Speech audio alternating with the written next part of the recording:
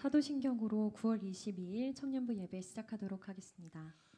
전능하사 천지를 만드신 하나님 아버지를 내가 믿사오며 그 외아들 우리 주 예수 그리스도를 믿사오니 이는 성령으로 잉태하사 동정녀 마리아에게 나시고 본디오 빌라도에게 고난을 받으사 십자가에 못 박혀 죽으시고 장사한 지 4일 만에 죽은 자 가운데서 다시 살아나시며 하늘에 오르사 전능하신 하나님께는 계시다가 저리로서 산자와 죽은 자를 심판하러 오시리라.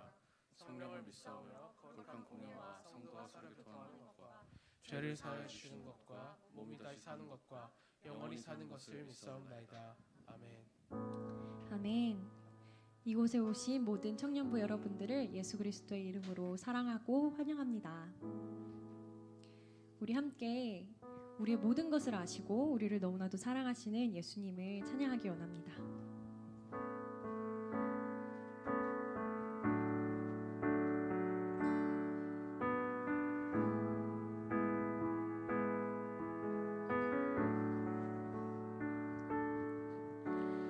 예수 나의 좋은 치료자, 그의 눈이 머무는 곳은 나의 슬픔과 고통, 고개를 들어 그의 눈을 볼 때에 난 알았네. 예수 나의 좋은 치료자, 예수 나의 좋은 치료자, 예수 나의 좋은 치료자, 그의 손길이 닿는 곳은 그의 손길이 닿는 곳은 나의 상처와 아픔, 영원히 흐를 것 같았던 눈물 다 멎었네. 예수 나의 치료자, 나 노래하리라. 나 노래하리라. 전한 나를 돌아보신 구세주를 찬양해. 하늘 닿는 곳까지 내 손 들리라. 예수 나의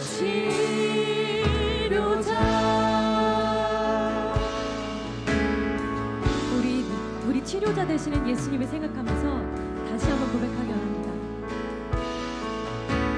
예수 나의 좋은, 예수 나의 좋은 치료자, 그의 눈이 머무는 곳은 나의 슬픔과 고통, 고개 들어 그의 눈을 볼 때에 난 알았네.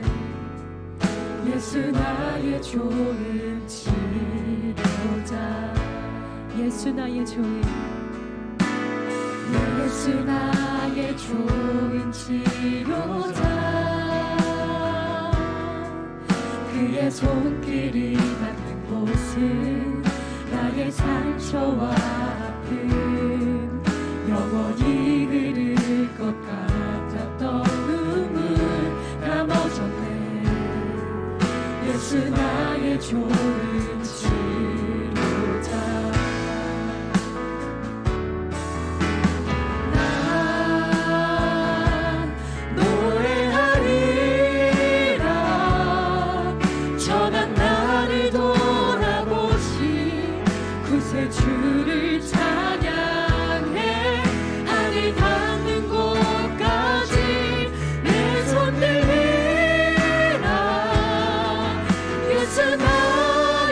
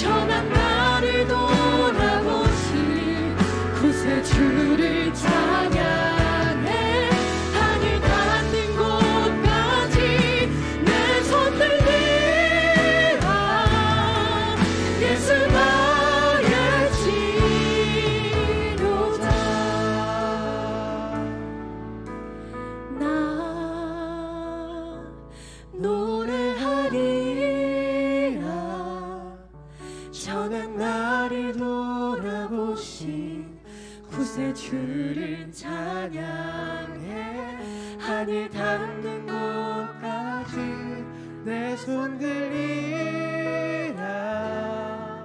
예수 나의 치료자.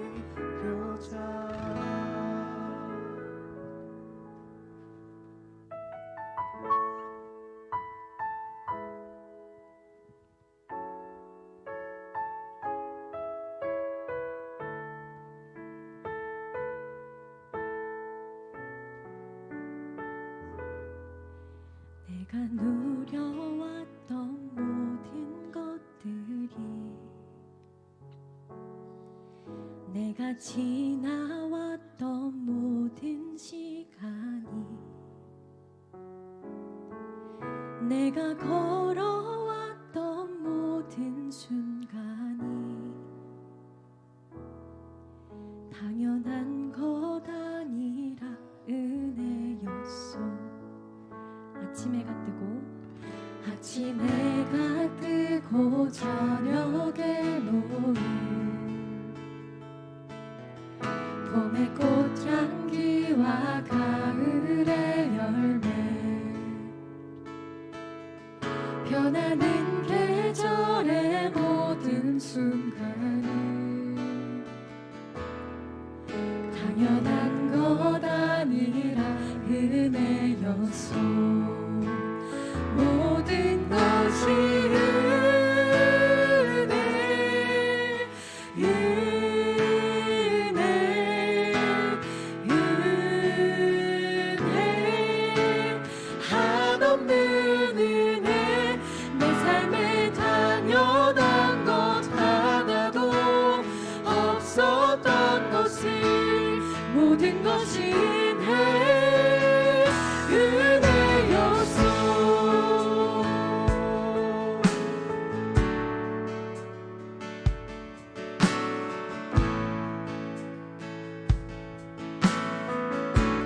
내가 누려왔던 모든 것들이, 내가 누려왔던 모든 것들이, 내가 지나왔던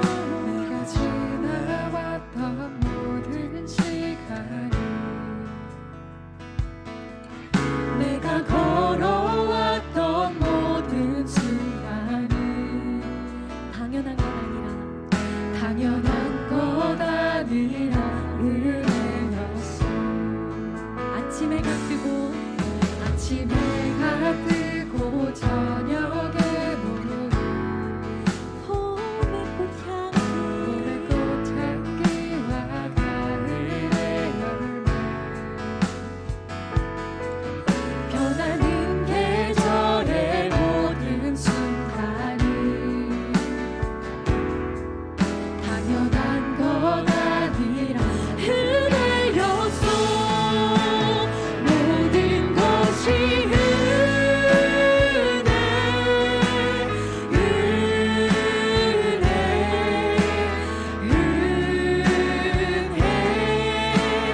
한없는 은혜.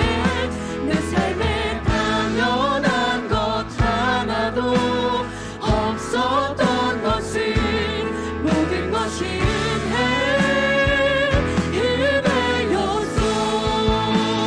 모든 것이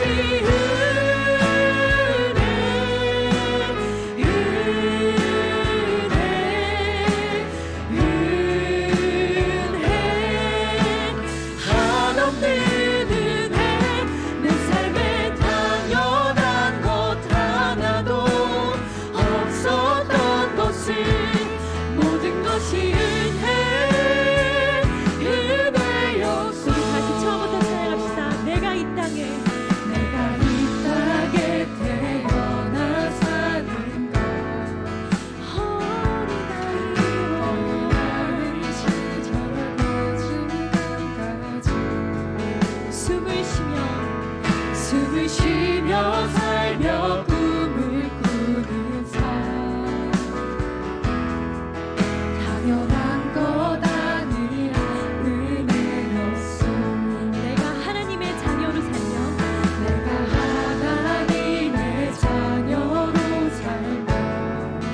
오늘 찬양하고 예배하는 삶,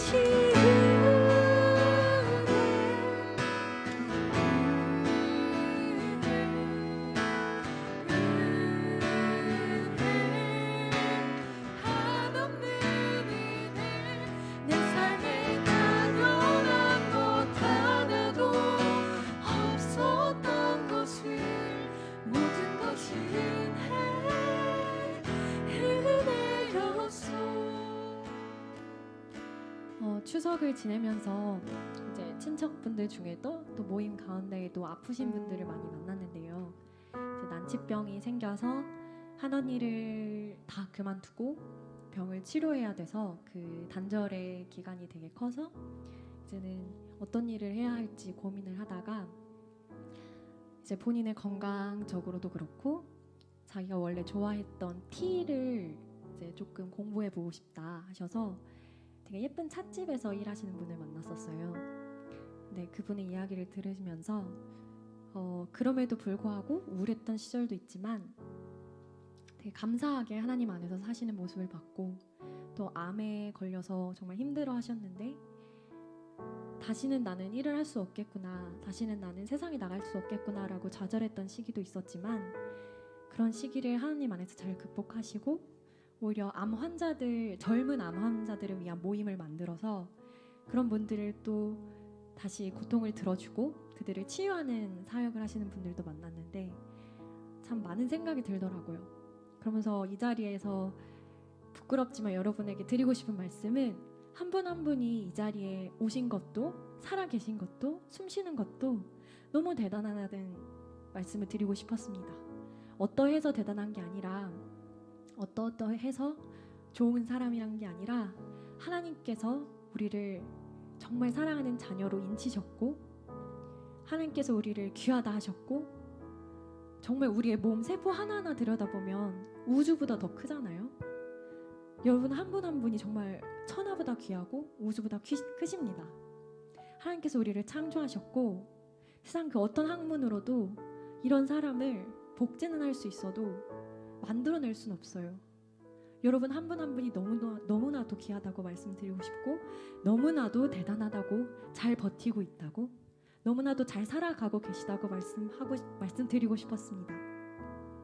그래서 우리가 너무 작아서 잊혔던 그런 은혜들을 다시 한번 기억하길 원하고 분명 세상에 나가면 또 우리는 비교할 거고 우리는 또 좌절할 거지만 그럼에도 불구하고 계속해서 하나님의 은혜들 하나님의 사랑들 우리를 치유하시는 예수 그리스도의 치유를 그 감사함을 진리를 잊지 않기를 원합니다.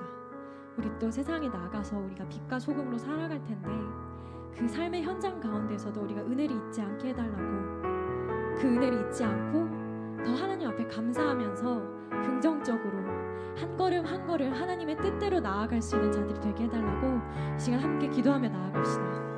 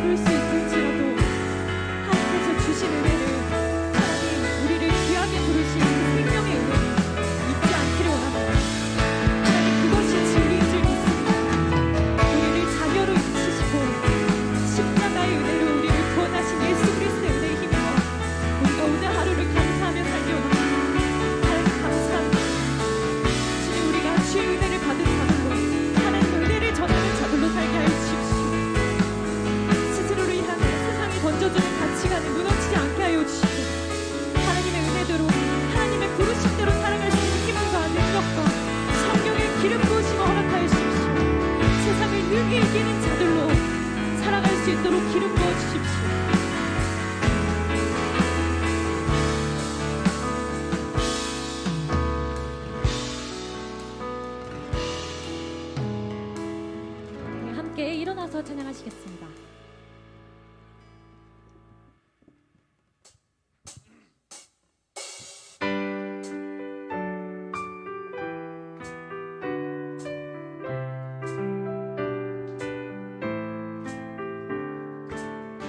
하늘보다 높은 주의 사랑 하늘에서 주잡이 내려 영원한 사랑 알게 하소서. 너무도 깊은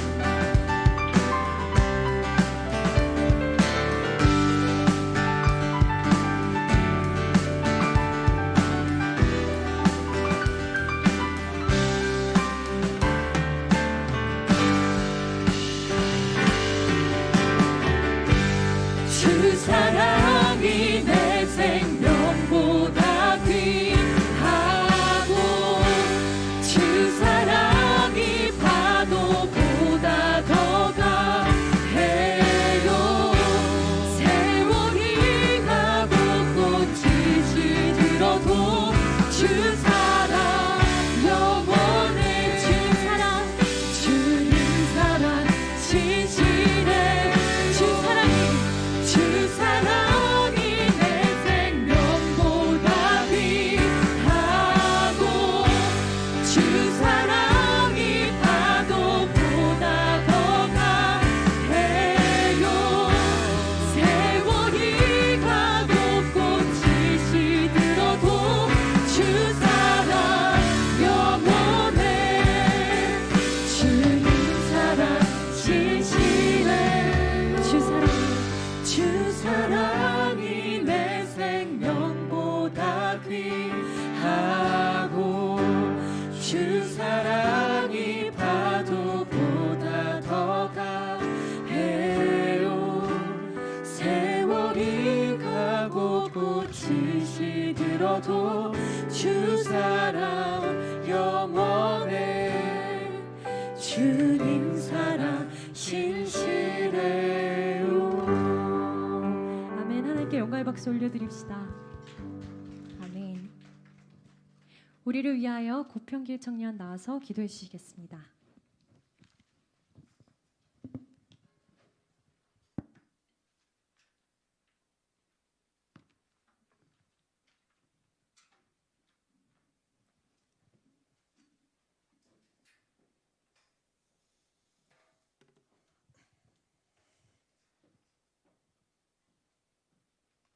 네, 기도드리겠습니다.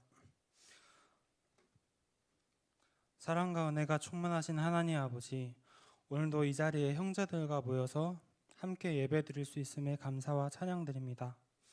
매일 우리의 삶 가운데 역사하시며 지켜주시고 오늘도 우리에게 주신 사랑과 은혜에 감사드립니다. 한 주간 알게 모르게 지은 죄 있다면 용서해 주시고 주님의 뜻대로 살지 못한 우리의 연약함을 고백합니다. 걱정과 근심에 사로잡히지 말고 기도로 용기와 소망을 얻게 해주세요. 주님, 우리에게 지혜와 용기를 허락하셔서 어려움 가운데도 주님을 끝까지 따르게 하옵소서. 병상에 있는 이들을 위해 기도합니다. 이들을 주님의 손길로 치유해 주시고 평안을 허락해 주셔서 가정과 일터에서도 평강과 은혜가 함께하길 기도합니다. 말씀 전해주시는 목사님에게도 감사하고 축복해 주세요. 마지막으로 주님의 사랑 안에서 서로 의지해가며 살아가게 하옵소서. 이 모든 말씀 우리 주 예수 그리스도의 이름으로 기도드립니다. 아멘.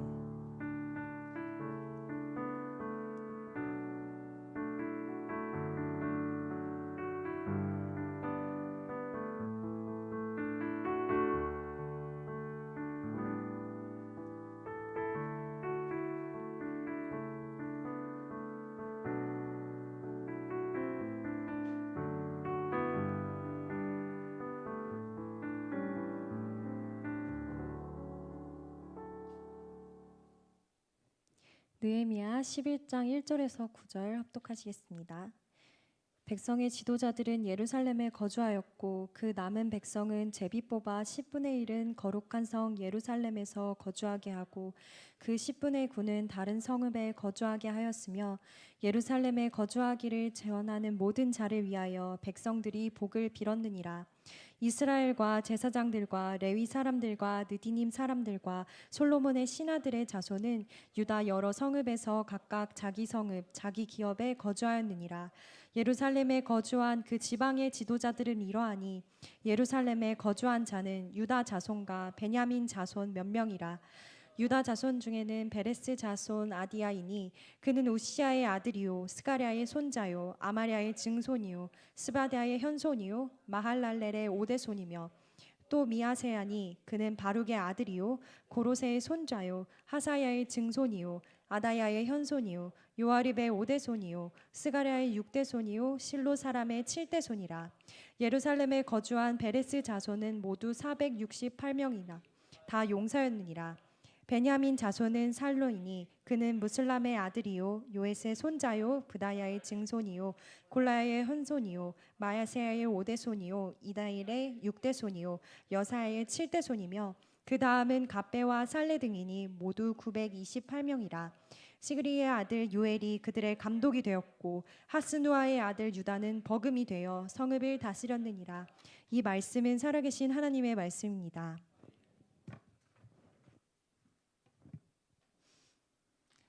와, 성경 봉독을 하는데 어떻게 이렇게 안 틀리고 지금 우리 김이박 이런 성을 갖고 있고 우리나라의 그런 이름도 아닌데 대단하시네요. 네. 아, 이번 주 금요일 날 되게 그 새로운 깨달음을 얻었어요. 금요 마가의 다락방에 정주호 대표님 오셨는데 그 참여하신 분도 있고 참여 안 하신 분들도 계셨는데요.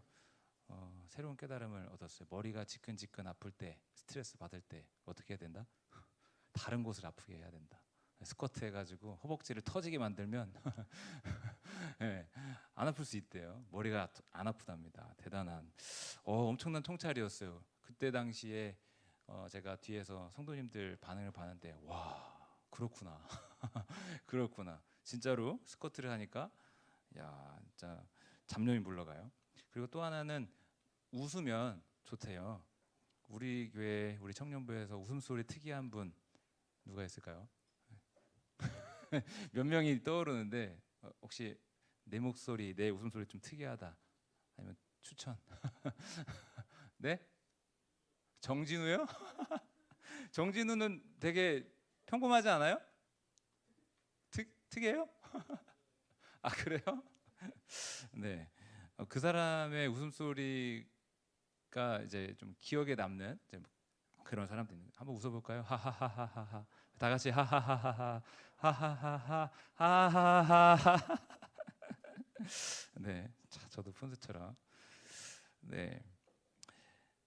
느헤미야서를 지난 주에는 제가 이제 못했고 이제 이번 주에 하는데 2주간 것들을 이제 아울러서 이제 하려다 보니까 분량을 실패한 것 같아요. 분량을 실패한 것 같아요. 그래서 뭐 하다가 해보고 뭐 부족하면 부족한 대로 좀 너무 많이는 안 하고 아무튼 좀 해볼까 합니다. 일제 강점기 36년간의 시절에 일본은 이제 우리나라를 식민지화해서 통치하면서 조선의 조선 총독부를 세웠는데 해방 전까지 그 조선 총독부에서 총독으로 있었던 사람이 9명이라고 그렇게 하더라고요. 좀 몰랐는데 보니까 이제 찾아보니까 총 9명의 그 조선 총독이 있었다라고 하는데 초대 1대 총독은 테라우치 마사타케라고 하는 사람입니다. 들어보신 분 계실까요? 저는 이제 기억이 나요. 한국 영화 그 암살에서 배우 이정재가 그 영화 초반에 암살하려고 시도했던 사람이 이 테라우치 총독이거든요. 그리고 이제 영화 말미에 뭐 그 대사 유명한 대사 아시잖아요. 테라우치 총독 1911년 네, 경성에서 테라우치 총독 암살 때 총 맞은 자리 구멍이 2개지요. 뭐 그런 거. 그러니까 이 대사 속에서도 테라우치 총독이 나오잖아요. 이제 제국들이 나라를 이제 막 이제 식민지화하면서 그 곳곳을 다스리기 위해서 이제 총독들을 세우는 경우들이 많이 있어요. 그래서 조선 총독부에도 이런 뭐 1대부터 9대까지 조선 총독부에 총독이 있었는데요. 이걸 왜 이야기하냐면요. 뭐 그 관심 없어요. 그 일본의 그 총독들이 몇 명이었는지 누구였는지 뭐 큰 관심 없어요.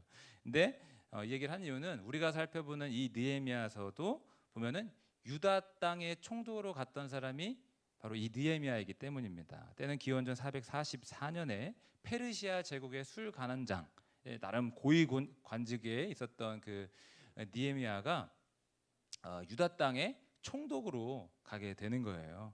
원래는 유대인이었고 자기의 본국으로 고국으로 이제 가게 되는 건데 한번 그 유다 땅 총독 느헤미야에 대한 기록이 있어서 한번 같이 읽어봅니다. 느헤미야서 5장 14절 같이 좀 읽어볼까요? 시작. 또한 유다 땅 총독으로 세움을 받은 때 곧 아닥사스다 왕 제20년부터 제32년까지 12년 동안은 나와 내 형제들이 총독의 녹을 먹지 아니하였느니라. 몇 년간을 유다 총독으로 파견되어서 있었다? 12년 동안을 재임을 한 겁니다. 총독의 지위를 그 12년간 있었다는 건데 444년부터 432년까지. 근데 14절의 말씀 보니까 좀 특이한 내용이 한 가지가 있어요. 뭐냐면 총독의 녹을 먹지 않았다. 녹이 뭡니까? 우리가 철이 녹슬었다 할 때 쓰는 그 녹이 아니라 급여, 사례, 이제 그런 거잖아요. 그래서 뭐 저 같은 경우는 이제 교회의 녹을 먹는다, 뭐 이런 표현도 쓰는데, 아무튼 이제 나라에서 받는 급여를 녹이다, 녹을 먹는다 이렇게 표현하는데, 느헤미야가 총독의 녹을 먹지 않았다라는 거예요. 총독으로 일하면서 받아야 될 급여나 생활비가 분명히 있잖아요. 근데 그것들을 전혀 받지 않았대요. 왜 그랬을까? 돈이 필요할 텐데. 여러분, 돈 하루 말고 한 달에 이제 급여 없이 사례비 없이 살아본 적 있으세요? 예, 저는 있어요. 전 담임 목사였을 때 그 지하에 있는 작은 교회 맡았을 때 한 달에 30만 원씩 받고 지냈거든요. 그것도 제가 20살 때, 뭐 21살 때 이런 사회 초년생 때 말고 30대 때. 정말 살기 힘들더라고요. 한 달에 30만 원 갖고 어떻게 살지? 참 힘들더라고요. 돈이 필요할 텐데 이 당시 총독의 권한은요, 자신의 생활비를 충당하기 위해서 백성들로부터 따로 세금을 거둘 수 있었다 합니다. 뿐만 아니라 백성들로부터 세금 말고도 음식이라든지 여러 가지들을 자기 필요를 위해서 백성들로부터 받을 수 있었다 그래요. 그런데 그 모든 자기의 권한을 포기하는 거예요. 자기 급여, 생활비 이걸 위해서 따로 세금을 받지 않았다라는 겁니다. 그러면 궁금할 수 있어요. 대체 그러면 느헤미야는 유다 총독으로 있으면서 뭘로 먹고 살지? 아마 이제 여기서 이제 여러 추측을 해요. 페르시아에서 파견 받았기 때문에 그 페르시아에 있었던 술 관원장 직책은 그대로 유지되어서 때마다 따박따박 돈이 들어왔지 않았을까? 그리고 그 페르시아에 있던 동안에 부를 축적했지 않았을까? 뭐 이런 말도 있지만은 어쨌든 뭐 자기의 어떤 권한을, 정당한 권리를 누리지 않았어요. 근데 성경의 기록을 보니까 그 총독의 녹을 받지 않았던 이유에 대해서 이렇게 말을 하는데, 내가 총독의 녹을 요구하지 않았음은 이 백성의 부역이 중함이니라. 백성들이 과한 부역과 고통을 받으면서 힘겹게 살아가고 있는데 내가 거기다가 더 과중한 세금을 요구할 수가 없다라는 거죠. 백성들이 힘들게 살아가는데 나 혼자 배부르게 편안하게 지낼 수 없다. 백성들을 위하는 마음이 있었기 때문이에요. 이런 일 외에도요, 백성들을 위하는 마음이 아주 컸는데 자기 밑에 있는 수하들이 가난한 백성들을 함부로 대하지 못하도록 치리하고, 뿐만 아니라 가난한 사람들에게 돈을 빌려주는 대가로 땅을 담보 잡고 뭐 이렇게 해서 땅을 나중에 착취하는 그런 여러 이런 악행을 자기는 저지르지 않는 거예요. 그러면서 오직 예루살렘 성벽 짓는 일에만 애를 쓰는 거예요. 성벽을 세움으로써 이 외부의 적들로부터 백성들을 지키기 위한 이 일념하에 성벽 짓는 일에 열심히 이렇게 하는 거예요. 참 좋은 지도자였다 이런 생각이 드는데, 지난주였나? 지난주 오후에 우리 리더 모임을 했거든요. 오후 4시에 했는데 물어봤어요. 청년들 리더들한테 어떤 사람이 좋은 리더일 것 같냐? 어떤 사람이 지도자가 되어야 되느냐? 지도자의 자질이 무엇이냐?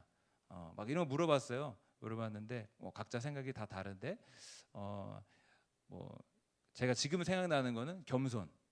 높은 자리에 있으면 있을수록 사람들을 부리기 쉽고 권력을 자기 마음대로 이용할 수 있는데 그렇지 않은 어떤 겸손, 그리고 사랑, 이런 얘기가 나왔어요. 근데 이런 좋은 지도자가 있는데요, 저는 이 느헤미야를 떠올리면서 두 가지 생각이 들었어요. 첫 번째는 나는 그런 지도자가 못 되는 것 같아서 좀 안타까움 그게 있고, 두 번째는 우리에게 느헤미야보다 더 위대한 지도자가 계시다. 백성들을 위하고 하나님을 위하는 위대한 지도자, 그분 누구예요? 예수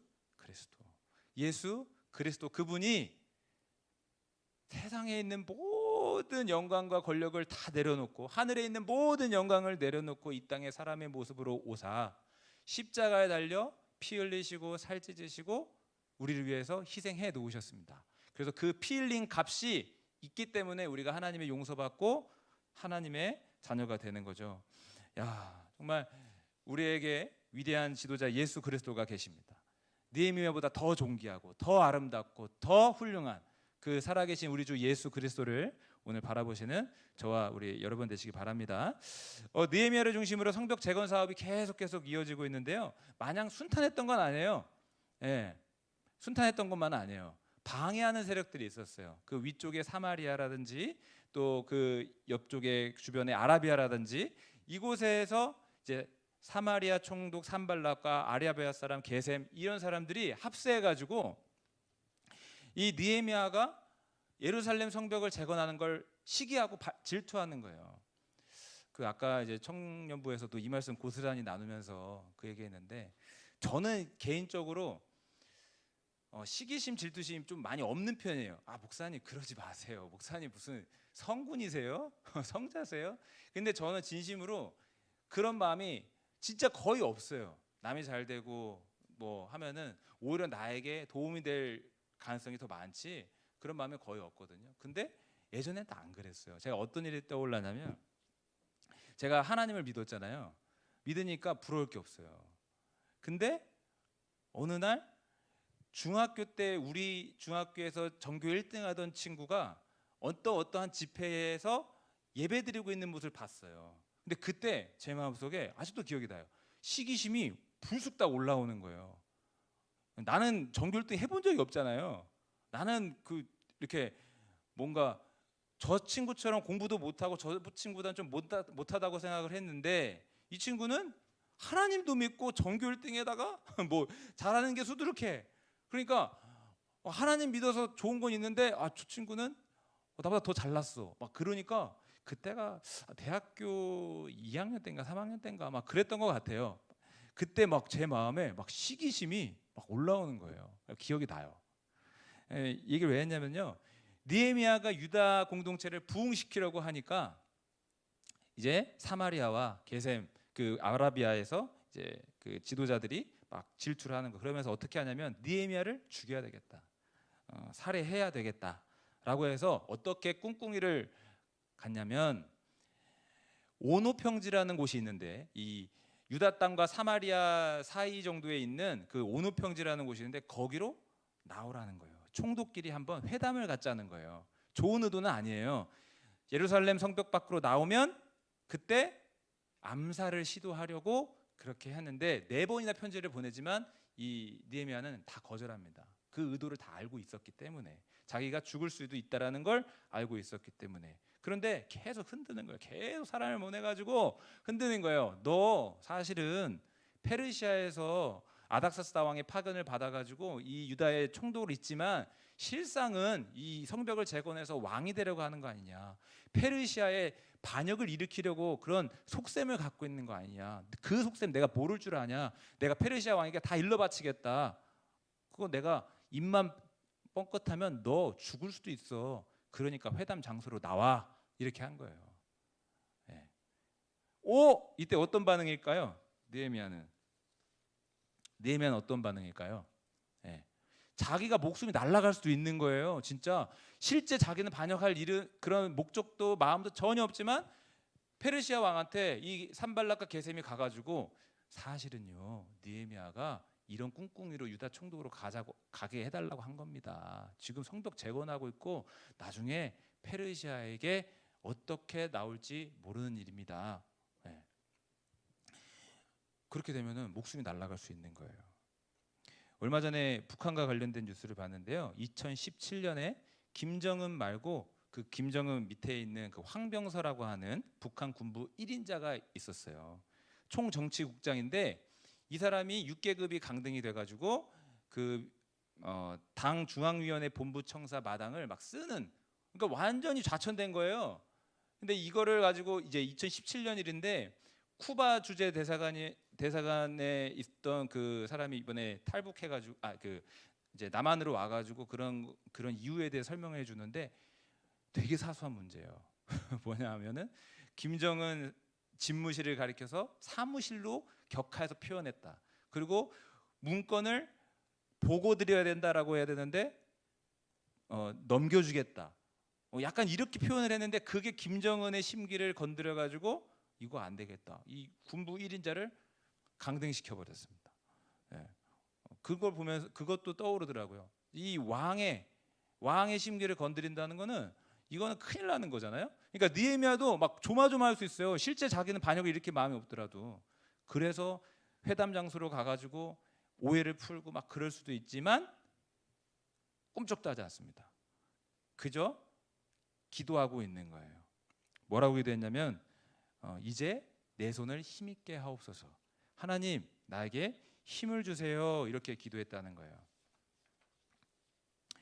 미국 사람들에게 역대 대통령 중에 가장 존경하는 이가 누구냐 이렇게 물어보면은요 각자 다르겠지만 여러분들도 있을 거예요. 미국에 관심 있는 분들 많이 있으시니까 지금은 이제 뭐 트럼프냐 해리스냐 뭐 각축이 벌어지고 있는데 뭐 암살 시도가 한 번 더 있었다면서요. 트럼프.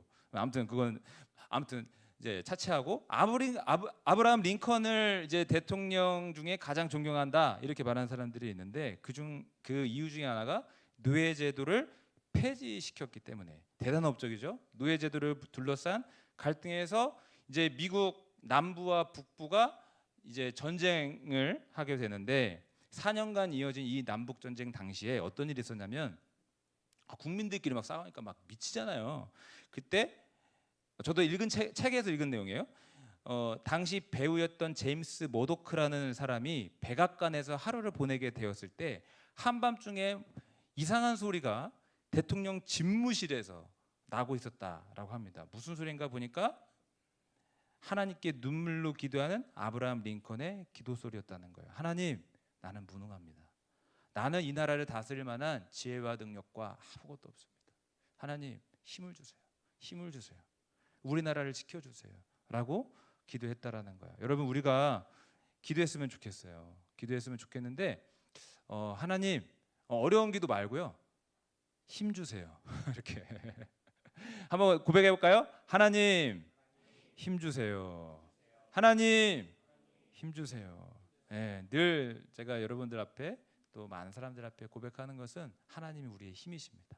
하나님을 나의 힘으로 삼는 자가 복이 있습니다. 가장 크신 분이잖아요. 가장 강하신 분이잖아요. 다시 성경 이야기로 돌아와서 성벽 재건 사업은 얼마 만에 완성이 되었는가? 기록에 따르면 52일 만에 끝났다. 느헤미야 6장 15, 16절 한번 같이 읽어보겠습니다. 시작. 성벽 역사가 52일 만인 엘루럴 25일에 끝남에 우리의 모든 대적과 주위에 있는 이방 족속들이 이를 듣고 다 두려워하여 크게 낙담하였으니 그들이 우리 하나님께서 이 역사를 이루신 것을 알미니라. 성벽 공사가 재건 사업을 하는데 며칠 만에 끝났다? 52일 만에 끝났답니다. 이게 가능한 일인가? 여러 가지 이유를 들어요. 날씨는 덥지만 비가 오지 않는 건기였기 때문에 매일 일을 할 수 있었을 것이다. 또 물론 꽤 큰 규모의 공사는 맞지만 성을 처음부터 다 세우는 게 아니라 무너졌던 것, 훼손했던 것을 보수하는 작업이었기 때문에 그나마 나았을 것이다. 빨리 할 수 있었을 것이다. 저도 우리 집에 그 물이 이렇게 막 뚝뚝뚝 떨어지더라고요. 떨어지는 게 아니라 물이 고여 있더라고요. 그래가지고 이거를 어떻게 해야 되나, 천장 다 드러내야 되나 이랬는데 다행스럽게 어느 한 파트만 이렇게 해가지고 이게 견적이 많이 안 나왔어요. 예, 이걸 처음부터 다 한다고 치면은 시간이 많이 걸리겠지만 보수하는 것은 그나마 원리 안 걸리잖아요. 그러니까 아무튼 그런 거죠. 또 여러 가지 어려움이 있었겠지만 적의 위협 속에서 칼을 차고 일을 하는 뭐 그런 정말 사주 경계를 하면서 일을 해야 되는 그런 어려움도 있었지만 전심전력으로 힘을 다 쏟았기 때문에 52일 만에 가능했다라고 봅니다. 그런데 성벽 재건 완수에 대해서 성경은 이 백성들이 열심히 했다 이런 기록도 있지만 오늘 읽은 이 성경 말씀에 의하면 하나님께서 하셨다 이렇게 성경에 기록이 되어 있습니다. 하나님께서 이루셨다 이렇게 성경에 기록이 되어 있습니다. 아까 읽었죠? 우리 하나님께서 이 역사를 이루신 것을 알미니라. 여기서 우리가 한 가지 기억해야 될 게 있는데요. 우리의 신앙적 자세가 하나님이 하셨습니다. 하나님의 은혜입니다. 이렇게 고백하는 신앙적 자세로 변화되어야 됩니다. 나의 나된 것이, 나의 성공과 성취와 나의 어떤 잘됨이 내가 이룬 게 아니라 하나님께서 나를 도우셨고 나와 함께 하셨기 때문에 그분의 은혜로 되었다라는 이런 자세가 우리에게 필요하다라는 거예요. 예를 들어서 여러분들이 좋은 사람을 만나서 결혼했을 때 이 남자는 내가 출산하고 이제 집에 갔더니 꽃을 준비해 놓고 이번에 출산했잖아요. 우리 아내가 저한테 와가지고 조리원 원장님한테 기억 남는 남편 2사람이 있다고 내가 들었는데 그 남편 좀 따라해봐. 그래가지고 그 원장님 너무 그래가지고 조리원에서 이제 퇴소하는 날이 이제 예를 들어서 5일인데 4일에 아내를 먼저 데려가겠다 해가지고 온 남편이 있었대요. 그러면서 왜 일찍 데려가시냐 그랬더니 아내한테 맛있는 밥을 차려주고 싶어서 오늘 꼭 데려가야 되겠다 하면서 꽃도 들고 왔대요. 그러면서 저희 아내가 저한테 솔직히 말해서 따라해라 이런 얘기는 안 돼. 그 얘기를 한 이유가 뭐겠어요? 에? 저는 이번에 그 다이소 가가지고 1,000원짜리 다이소에 그 꽃 있습니다, 여러분. 다이소에 가가지고 플라스틱 꽃 장미를 가지고 가서 여보 나 준비 못했어요 하고 줬거든요. 너무 비교되잖아요. 그 일이 있고 나서 그 얘기를 왜 했겠어요? 진짜 무심하죠. 예. 아무튼 왜 했지 또? 좋은 사람 만나서 결혼을 했어요. 그런 남편을 만났어요. 매일 구첩반상 해주는 아내를 만났어요. 하나님의 은혜라고 찬양을 해야 되는 거예요. 여러분들 좋은 대학 들어가고 좋은 기업에 들어갔어요. 내가 잘됐다. 내가 인터뷰에서 어떻게 내가 그런 좋은 대답을 했지? 하나님께서 주신 지혜가 있었고 오늘 주신 호흡과 생명이 있었고 하나님 주신 건강이 있어서 하나님 주시는 은혜가 있어서 내가 이 자리에 있는 거지 내 힘으로 된 게 아니야. 그래서 나 된 것은 오직 하나님의 은혜로 된 것이니 이런 믿음으로 살아야 돼요. 우리나라 그 육군 학생 군사 학교가 있어요. 우리 용신이 오늘 왔는데 또 여기 승민이도 오고 몸 좋은 친구들 있죠. 숨은 강자들이 또 있긴 있어. 내가 2사람만 이야기해서 목사님 저 복근 있는데 모르시나요? 이런 친구들도 있겠지만은 육군 장교들이요 다 그 육군 그 학생 군사 학교를 나와야 돼요. 충청북도 괴산에 있는데 제가 1월에 거기를 갔다 왔거든요. 초청을 받아가지고. 근데 거기 학교 교장이 누구냐면 김동호 소장님이세요. 나무위키에 한번 쳐보세요. 1대부터 30대 소장 이름이 그 교장 이름이 다 있는데 지금 현재 학교 교장이 김동호 소장이에요. 근데 그분이 우리 교회 출신이거든요. 우리 교회 청년부 출신입니다. 청년부 출신. 그래서 지난번에 여기 저희 교회 와서 간증을 했는데요. 와 너무 좋아요. 갔더니 막 연병장에 군악대들 다 나와 있고 막 저한테 인사하고 막 중령 대령들이 막 엄청 좋아요. 그랬는데 그분이 하나님이 하셨다고 인생을 고백하는 거예요. 그 자리에 올라가는 거 쉬운 줄 아세요, 여러분? 군대 더 잘하시는 빠삭하신 분들 아시겠지만은요. 한번 이야기해봤거든요. 군대 현직에 계시는 분들 이야기해봤거든요. 거기 군 부대에서요 자기 잘못 아니어도 총기 사고 나고 자살 사건 나고 뭐가 하나 터지면 그냥 내려가는 그 자리에 못 올라가는 거예요. 계급 사회가 그렇게 쉽게 올라가는 게 아닙니다. 근데 거기까지 올라가게 된 거 하나님의 은혜라고 고백하고 있습니다. 여러분 여기서도요 여러분들 앞으로 잘 될 사람이 많거든요. 싸게 보이는 분들 많아요. 다 그렇게 보여요. 사업하시는 분들 나중에 카카오 같은 기업 세우세요. 아멘. 네. 그렇게 하셔서 정말 돼요. 정말 될 수 있어요. 정치, 경제, 뭐 군사 안보, 뭐 어디든, 뭐 외교 분야든 정말 여기에서 여러분들 돈 많이 벌실 분도 보이고요. 정말 훌륭하게 되실 분들 보이는데요. 그때 어떻게 고백해야 돼요?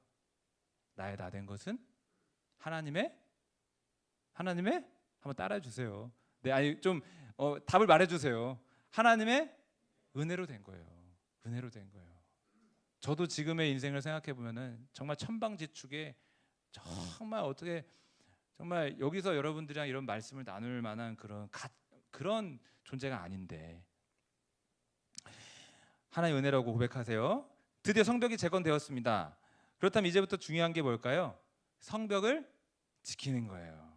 성벽을 지키는 거예요. 1등 한번 찍을 수 있지만 계속 그 1등을 유지하는 거 어려운 일이죠. 그리고 뭐 다이어트 한다. 저 몇 킬로일 것 같으세요? 몇 킬로일 것 같으세요? 우리 저기 성규 성규한테 물어보자. 몇 킬로일 것 같아요? 몇 킬로? 역시 뭐? 65. 오. 키는 100. 키 몇일 것 같아요? 180. 밥 사줄게.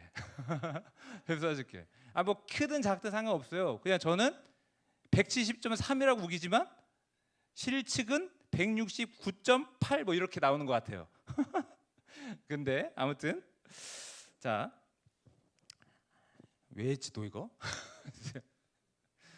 아무튼 65 맞아요. 65 맞아요. 역시 매일 그 본인의 그걸 하나 봐요. 그러면 우리 용신이 몇 킬로예요? 몇 킬로예요? 74. 와, 나랑 얼마 차이 안 나요, 저 키에. 그렇군요. 운동해야 돼요, 운동. 아무튼 1등을 하다가 계속 1등 하는 거 어렵잖아요. 그리고 다이어트 하다가 또 계속 다이어트 하는 것도 어렵고.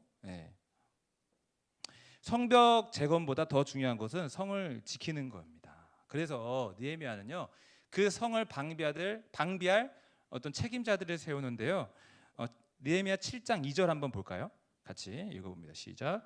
내 아우 하나니와 영문에 관한 하나냐가 함께 예루살렘을 다스리게 하였는데 하나냐는 충성스러운 사람이요 하나님을 경외함이 무리 중에서 뛰어난 자라. 여기서 하나냐에 대한 소개가 나오는데 하나님을 경외함이 무리들 중에서 뛰어난 사람이더라. 그런 사람을 느헤미야가 지도자로 세워놓는 겁니다. 여러분, 하나님께서 자신의 뜻을 이룰 때 아무나 세우지를 않습니다. 준비된 사람만을 쓰시는 거예요.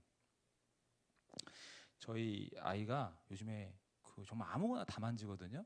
근데 저희 아내 출산을 앞두고 여러 가지 막 준비되느라 막 택배가 엄청 오는데 막 그 커터칼로 막 자르고 막 그랬어요. 커터칼로 막 자르고 그리고 내비둬 두고서 막 일을 하는데 저희 아이가 조용해. 보니까 저쪽 앞 그 침대방에 가가지고 그 칼을 막 만지고 있는 거. 그러면서 내가 이렇게 뭐 하냐 너? 이렇게 보니까 이렇게 보면서 칼을 만지고 있어요. 진짜 시겁했어요. 너무 놀랐어요. 네. 근데 칼 이야기를 왜 했냐면요, 잘 갈린 칼은요 얼마나 유용합니까? 군대 가보신 분들은 알겠지만 제초 작업하자 하면은 그 낫이 있는데 막 안 갈린 낫이 있고요, 막 잘 갈린 낫이 있어요. 근데 잘 갈린 낫을 잡으려고 애를 써요. 네. 그래야지 하루 종일 제초 작업하는 거 편하니까. 하나님도 마찬가지입니다. 이 마지막 때에 추수할 영혼이 많이 있는데 영혼을 살리려고 한 사람을 보내려고 하는데 그 사람이 어떤 사람이냐? 하나님 앞에 무릎 꿇는 사람, 하나님 말씀에 귀 기울이는 사람, 하나님을 찾는 사람, 하나님을 원하는 사람, 하나님을 의지하는 사람, 그런 사람을 쓰시는 거예요. 아무나 쓰시는 게 아니라. 그런데 결정적으로 우리는 어떻게 준비할 수 있느냐? 하나님의 말씀으로 우리가 준비될 수 있습니다. 하나님 말씀을 들을 때, 그 말씀을 내가 마음에 품을 때. 디모데후서 4장 16, 17절 한번 좀 길지만 역시 분량 실패했습니다. 디모데후서 4장 16, 17절 한번 읽어볼게요. 모든 성경은 하나님의 감동으로 된 것으로 교훈과 책망과 바르게 함과 의로 교육하게 유익하니 이는 하나님의 사람으로 온전하게 하며 모든 선한 일을 행할 능력을 갖추게 하려 함이라. 여러분 16절에 잘못 적었나요? 제가 잘못 부탁드렸나 봐요. 성경의 재료가 뭐라고 되어 있냐면요, 교훈, 책망, 바르게 함, 의로 교육함. 여러분, 요즘에 이런 말씀을 어디서 볼 수 있을까요? 요즘에 다 오냐오냐하게 크고 뭐 제대로 훈계도 못하는 이 마당에 나를 의로 교육해주는 말씀, 나를 책망하는 말씀, 그런 말씀들이 이 안에 다 담겨 있어요. 물론 주 핵심은 예수 그리스도. 예수 그리스도가 어떤 분인지를 알려줘 그분으로 인하여 우리가 구원받을 수 있다는 내용이지만 여기 이렇게 기록되어 있죠. 교훈, 책망, 바르게 함, 의로 교육하. 이게 재료예요. 성경의 재료. 이 성경의 재료를 가지고 하나님의 사람으로 만들어 간다라고 이렇게 이야기합니다. 그래서 우리가 하나님의 사람이 되려면 이 성경 말씀을 가까이 해야 되겠습니다. 이제 느헤미야 이제 7장 이야기를 했는데 이제 너무 길까봐 제가 걱정이 돼요. 근데 짧게 한번 해볼게요. 금방 8장부터는 좀 다른 내용이 있는데요. 백성들이 이제 성벽 재건을 한 이후에 어떻게 하냐면 외적인 어떤 변화 말고 마음의 변화를 추구하기 시작합니다. 이제 성벽은 지어졌어요. 근데 거기에 그치는 게 아니라 하나님 말씀으로 들어가는 거예요. 하나님 말씀 앞에 나아가서 그 말씀을 들으려고 하는 거예요. 느헤미야 8장 1절 한번 같이 읽어보겠습니다. 이스라엘 자손이 자기들의 성읍에 거주하였더니 일곱째 달에 이르러 모든 백성이 일제히 수문 앞 광장에 모여 학사 에스라에게 여호와께서 이스라엘에게 명령하신 모세 율법책을 가져오기를 청하매 일곱째 달이 되자 7월 1일이 되자 무엇을 했느냐? 학사 겸 제사장인 에스라를 청하였다. 에스라는 누구입니까? 기원전 458년에 페르시아에서 유대인들을 데리고 갔었던 사람입니다. 예전에 이제 이야기했는데 기억하실지 모르겠지만 페르시아 땅에서 있었던 유대인들이 3차에 걸쳐서 그 유다 땅으로 귀환을 하거든요. 기원전 537년에 1차 포로 귀환, 기원전 458년에 2차 포로 귀환, 기원전 444년에 3차 포로 귀환. 1차는 수르바벨을 중심으로, 2차는 에스라를 중심으로, 3차는 느헤미야를 중심으로 이렇게 포로 귀환이 이루어지는데 에스라가 2차 포로 귀환을 주도했습니다. 그래서 이미 유다 땅에 있었던 거예요. 근데 이 에스라를 불러서 청해서 하나님의 말씀을 들려달라고 하는 겁니다.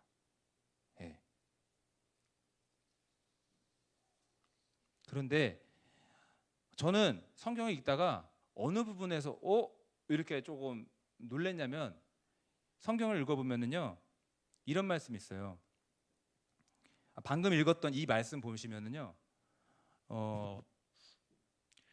일곱째 달에 이르러 모든 백성이 일제히 수문 앞 광장에 모여 학사 에스라에게 여호와께서 이스라엘에게 명령하신 모세 율법책을 가져오기를 청하매. 누가 청했어요? 에스라가 여러분 모이세요, 하나님 말씀을 들려드릴게요 하고 청한 게 아니고요. 백성들이 모여서 일제히 수문 앞 광장에 모여서, 수문 앞 광장이라는 거는요 사람들이 그때 당시에 집회를 할 때 보통 성전 안에서 하고 수문 앞 광장까지 안 갑니다. 근데 수많은 사람들이 모였기 때문에 이 수문 앞 광장까지 집회 장소로 정했던 겁니다.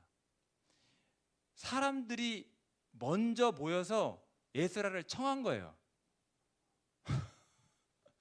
여러분, 우리 청소년부한테 그 얘기했는데, 여러분 큐티 좀 해주세요. 큐티 좀 해줘. 하나님 말씀 좀 읽어줘. 이게 아니고 백성들이 먼저 일제히 모여가지고 에스라에게 하나님 말씀을 좀 들려달라고 먼저 청한 거예요. 저는 이걸 보고 자발적으로 그런 모습이 내 안에 있는가. 그리고 여러분들한테도 한번 질문을 던져보면 어떨까. 억지로 꾸겨 넣어놔가지고 그 다니엘 학습법이라는 책이 있거든요. 그분이 이제 다니엘 학습법이라고 해서 내가 어떻게 공부해 서울대에 들어갔고 수석으로 졸업했는지 뭐 이런 책을 쓰신 분이에요. 근데 그분이 어렸을 때 부모님이 이제 성경을 읽게 하는데 성경을 읽지 않으면 밥을 먹지를 못하게 했대요. 그리고 나서 이제 그분이 인생을 되돌아보면서 그렇게라도 성경을 읽어서 내가 이렇게 성공할 수 있었습니다. 뭐 그런 내용의 책이에요. 그래서 나는 그런 학습법으로 학생들을 가르칩니다. 뭐 그런 책이에요. 지금 기억이 갑자기 났는데, 그렇게 억지로라도 성경을 읽으면 좋지만 이 이스라엘 백성들이 이제 우리는 성벽은 완성이 됐고 이제 우리가 중요하게 여길 것은 하나님 말씀을 듣고 우리가 그 말씀대로 사는 것입니다라고 먼저 청했다라는 겁니다. 이게 대단한 거죠. 그리고 뭐라고 나옵니까? 그 말씀을 듣고 다 울었다. 그 말씀 앞에 회개했다는 거예요. 내가 하나님 말씀대로 살아가지 못했던 거. 여러분도 다 우세요? 네, 요즘에 보니까 MBTI 그 하는데 T냐 F냐 뭐 그 얘기 되게 많더라고요. 여러분 T인 사람 한번 손 들어보세요. T, 난 T다. 나 F다. F가 그 좀 감정적인 그런 거죠. 맞죠? 저는 뭘 것 같아요? F? 어떻게 알았지? 네. 이렇게 인상 쓰고 있어도 어느 순간 눈물이 흐르고 있어. 나는 나는 드라마를 보더라도 혼자 울고 있어. 이렇게 울고 있어. 내가 블로그에서 좀 찾아봤는데, 오빠 나 자동차 사고 났어. 그러면 F는 진짜 많이 안 다쳤어? 괜찮아? 내가 거기로 갈게. 그런 남자친구 좋으세요? 뭐 T? 보험 불렀어? 119 불러. 병원 가. 엄마가 아파서 빵을 샀어. 그러면 T는 어떤 빵? F는 어디가 아파서? 뭐 이렇다고 하죠. 저는요, 이 얘기를 왜 했냐면요, 하나님 말씀 앞에 일제히 다 울었고 막 그렇게 반응했다 그러는데, 저는 꼭 울 필요는 없어요. 사람들이 하나님 앞에 반응하는 방식은 다 다를 수 있어요. 개성 있고 캐릭터가 있고. 그렇기 때문에 함부로 획일적으로 뭐 다 울어야 된다, 우는 게 은혜 받는 거다, 저는 그렇게 말하지 않습니다. 실제로도 그렇고, 그렇죠? 저의 경험으로도 내 마음은, 내 표정은 굉장히 째려보는 표정이었고 냉소적인 표정이었지만 늘 마음에 그런 뜨거움이 있었어요. 뭐 다를 수 있어요. 근데 중요한 거는 하나님 말씀 앞에 반응하는 거예요. 그런 엄청난 변화가 일어나기 시작했습니다. 성벽을 짓고 그걸로 다 됐다, 겉만 딱 번지르하게 그런 게 아니고 이 속사람의 변화를 추구했다라는 겁니다. 그달 수문 나은 날에 7월 24일에 되었을 때는 전 민족적인 회개가 일어나 가지고요, 3시간은 율법을 읽고 3시간은 하나님 앞에 회개하고, 네, 그랬어요. 말씀을 좀 정리해서요, 11장의 내용을 이제 한 번만 보고 마무리할게요. 분량을 실패하지 않았습니다. 11장 1절 말씀 한 절만 보겠습니다. 백성의 지도자들은 예루살렘에 거주하였고 그 남은 백성은 제비 뽑아 10분의 1은 거룩한 성 예루살렘에서 거주하게 하고 그 10분의 9는 다른 성읍에 거주하게 하였으며, 예루살렘 성벽은 재건되었고 예루살렘은 이제 참 이제 좋아지고 있는 그런 상황입니다. 그래서 예루살렘 성전도 지킬 수 있어요. 하나님께 제사 드리는 그 성전을 다른 어떤 외적들로부터 지켜 보호할 수도 있고, 그 안에 사는 사람들도 조금 더 안전하게 살 수 있는 그런 일이 생겼습니다. 그런데 그곳에서 실제로 거주하려고 하는 사람들은 많이 없었어요. 여러 이유가 있었지만 일단은 예루살렘보다 파괴가 심하지 않았던 지방에 살고 싶어하는 사람들도 있었을 것이고, 원래 고향이 지방의 사람들도 있었을 것이고, 여러 가지 이유로 그 예루살렘 성 안에서 계속 지내려고 하는 사람들은 없었어요. 그렇게 되면 어떻게 되겠죠? 어떻게 되죠? 성을 관리하고 수비하는데 문제가 생기잖아요. 이제 거의 다 끝났습니다. 어떻게 하냐면 느헤미야가 10분의 제비 뽑기를 뽑아가지고 10분의 1을 예루살렘으로 이주시키는 겁니다. 다른 사람들은 다른 데 있어도 그 예루살렘을 지키고 그곳에 남을 사람들을 제비 뽑기를 통해서 뽑는 겁니다. 어떤 생각이 드냐면, 어떤 이제 묵상을 하냐면, 성을 지키는 사람이 있어야 된다. 이 성에 남아 있어야 되는 사람이 있어야 된다.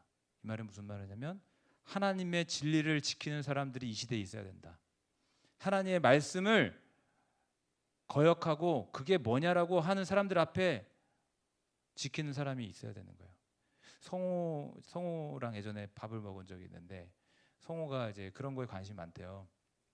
변론하는 거, 이제 기독교 가치를 지키기 위해서 변론하는 거. 저는 그런 거 잘 못하거든요. 그냥 선포하고 전하는 입장이지 뭐 반박하고 이야기하고 막 그런 잘 못하는데, 아무튼 우리는 하나님의 성을 지켜야 되는 거예요. 하나님의 성벽을 지켜야 되는 거예요. 하나님의 교회를 지켜야 되는 거예요. 이 하나님의 공동체를 지켜야 되는 겁니다. 누가 남아 있겠느냐? 누가 그 성을 지키겠느냐? 보니까 자원하여서 있는 그 사람들이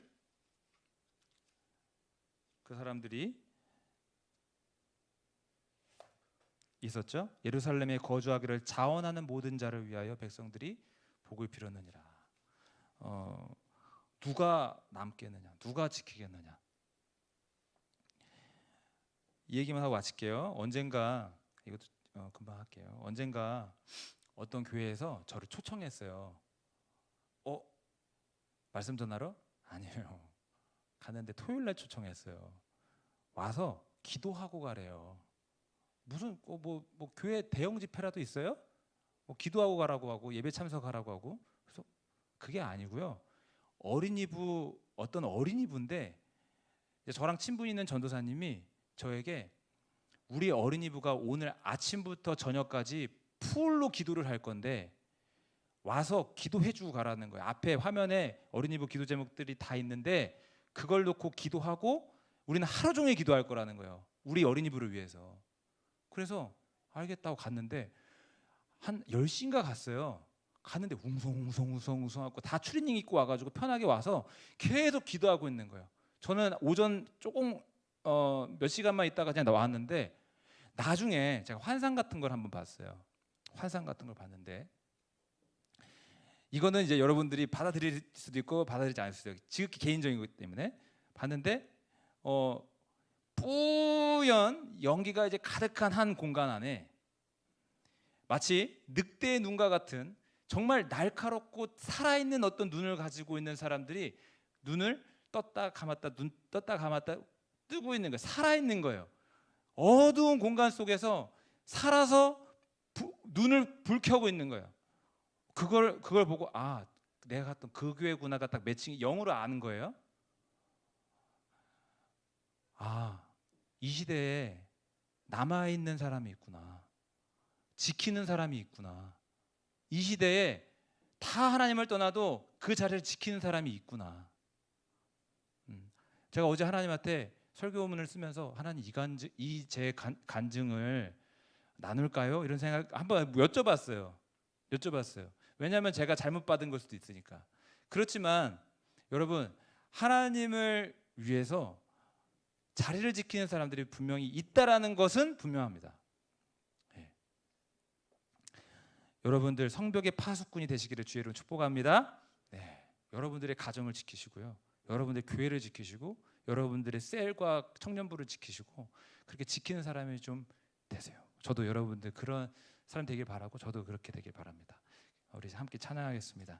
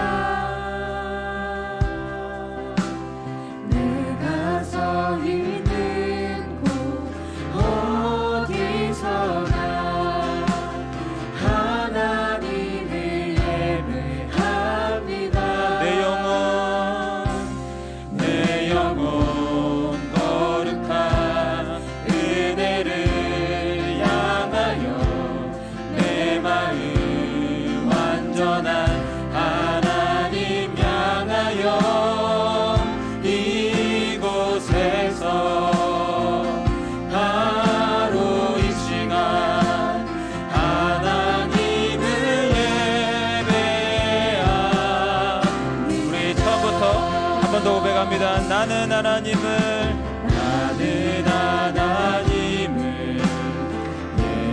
예배하는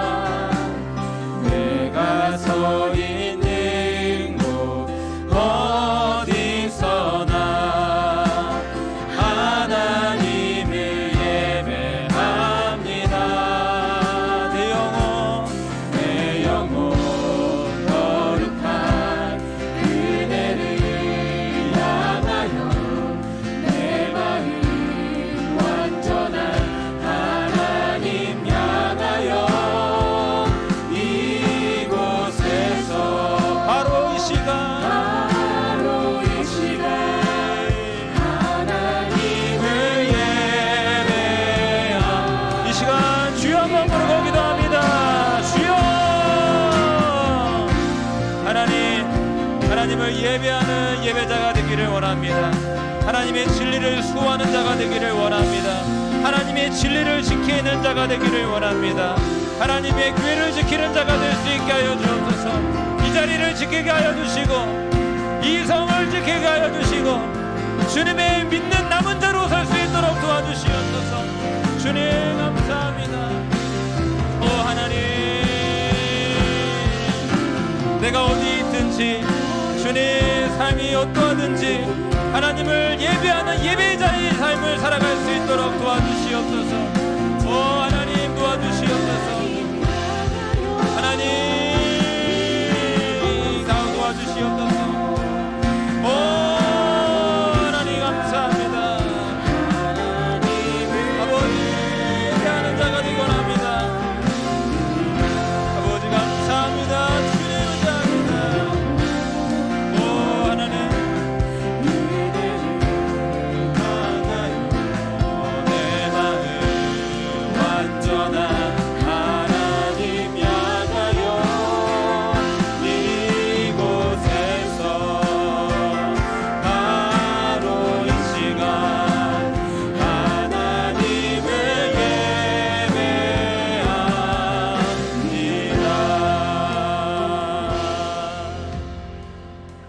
하나님, 남은 자가 있었듯이 예루살렘 성을 지키는 자가 있었듯이 오늘도 이 자리에서 하나님을 예배하는 예배자의 자리를 지키고 하나님의 나라와 하나님의 교회와 하나님의 진리를 지키는 자가 되게 하여 주옵소서. 예수님 이름으로 기도합니다. 아멘. 함께 일어나서 봉헌 찬송 드리시겠습니다.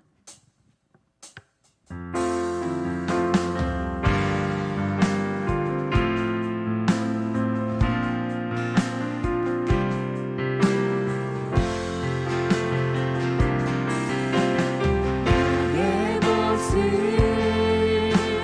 나의 소유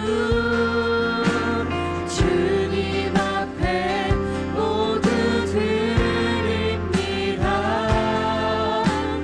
모든 아픔 모든 기쁨 내 모든 눈물 받아주소서.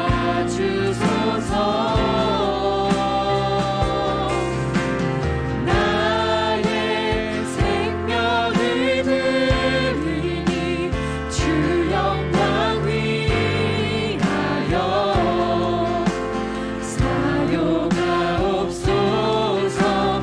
내가 사는 날 동안에 주를 찬양하며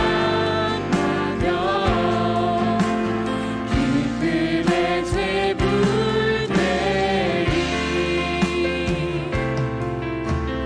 나를 받아주소서. 가슴에 손을 얹고 기도하겠습니다. 하나님 감사합니다. 오늘도 주님 앞에 감사함으로 귀한 예물과 함께 기도의 제목도 함께 올려드립니다.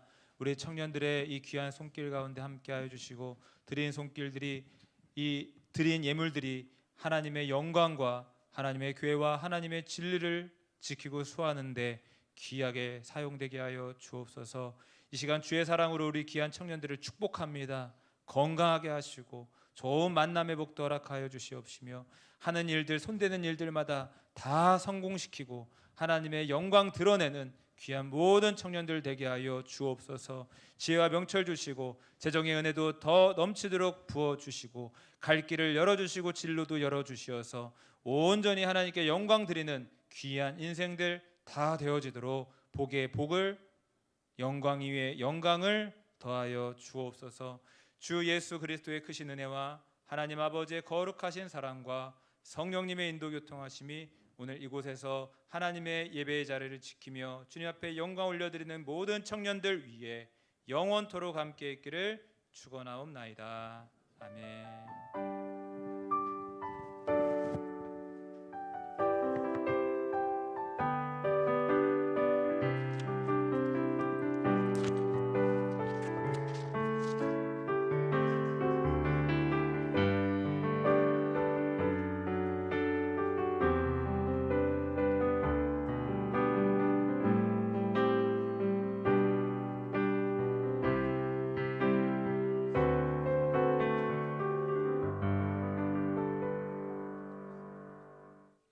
네, 예배를 모두 마쳤습니다. 오늘도 성원비전 청년부에 오신 여러분들을 진심으로 환영합니다. 각자 양옆에 계신 분들과 인사해볼까요? 샬롬. 네, 비오는 날에도 또 맑은 날 이렇게 주신 하나님께서 네, 저희 이 자리 가운데 모이게 해주셔서 너무 감사합니다. 네, 저희 QR 코드로 저희 출석 체크 평소대로 해주시면 되겠고요. 또 건의사항 있으신 분들은 언제나 저희 열어놨으니까 건의사항 올려주시면 또 감사하겠습니다.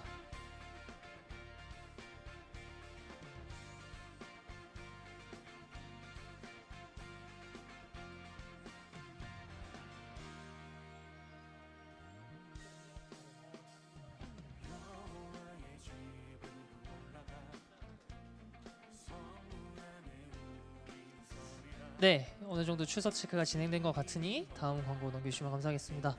다음 주 인사자입니다. 기도의 이승호 형제님, 성경봉독의 진성호 형제님, PPT의 김장현 형제님, 주보의 김규현 형제님, 죄송합니다. 자매님, 봉원의 박준호 형제님이십니다. 인사자분들 확인 한 번씩 더 해주시면 감사하겠습니다. 네, 저희 지금 금요기도의 리더를 계속 모집 중에 있습니다. 지금 아직 리더분들이 지원해 주신 분이 아직 없는데 저희가 최대 4명까지 지금 모집을 하려고 하고 있으니 혹시 정말 하나님께서 주신 마음으로 기도하고 싶은 분들, 또 청년부를 위해 기도 제목을 갖고 계신 분들은 누구나 다 지원이 가능하기 때문에 정말 마음 가운데 기도 제목 있으신 분들은 언제든 전화 민경 누나한테 연락 주시면 감사하겠습니다. 네, 다음 넘겨주세요.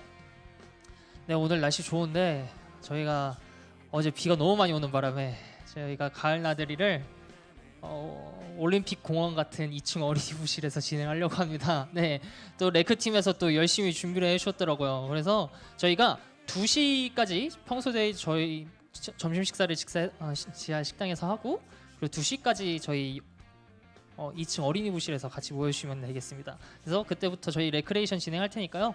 각자 소그룹별로 식사도 해주시고 또 카페 다녀오고 싶으신 분들은 자유롭게 갔다 오셔서 2시까지만 저희 어린이부실에 모여주시면 감사하겠습니다.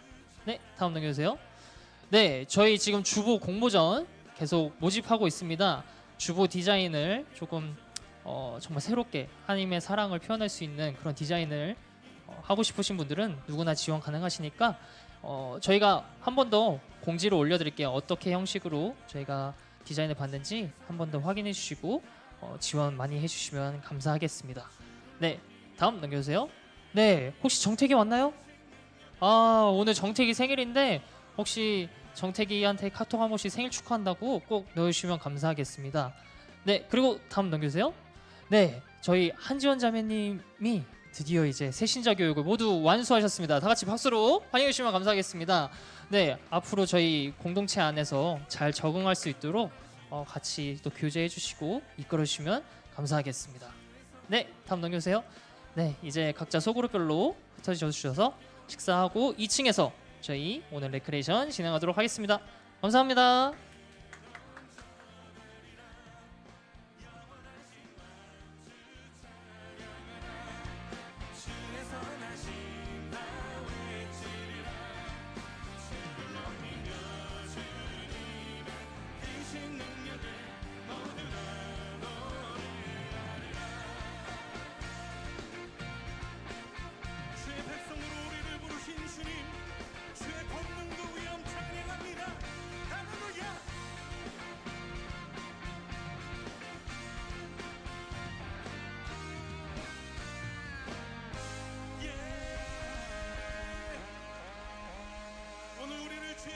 인도하시는 주님, 기쁨으로 주님 앞에 나아갑니다.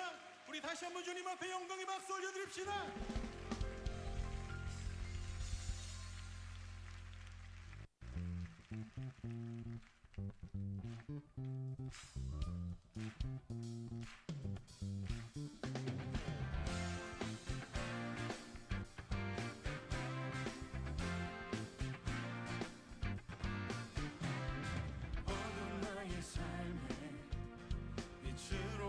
주 예수 찬양 받으심에 늘 합당하신 주